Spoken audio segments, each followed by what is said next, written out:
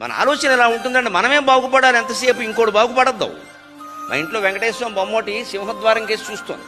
ఒక వాస్తు తెలుసున్న పెద్ద మనిషి ఎవడో వచ్చాడు, వాడికి వాస్తు తెలుసు నాకు తెలియదు, లేదా రానిచ్చేవాడు కాదు.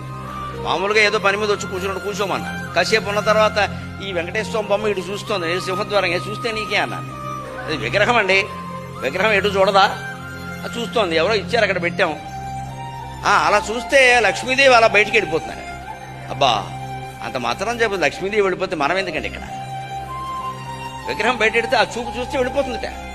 నేను వెంటనే అన్నాను, నేను బాగానే ఉన్నానండి, 2 ఇళ్ళు కట్టుకున్నాను, సుఖంగా ఉన్నాను, నాకు 2 పిల్లలు, 2కి చెరో ఇల్లు ఇచ్చేస్తాను, నేను సుఖంగా బాగానే ఉన్నానండి, ఎదురింటి వాళ్ళు చాలా ఇబ్బంది పడుతున్నారు, నేను వెళ్ళిపోవాలని పెట్టాను.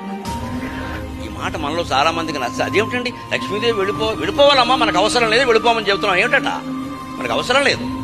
అవసరం లేని డబ్బు వెళ్ళిపోవడమే మంచిది. అవసరం లేని జబ్బు వెళ్ళిపోయినట్టే అవసరం లేని డబ్బు కూడా వెళ్ళిపోవాలి శరీరం నుంచి.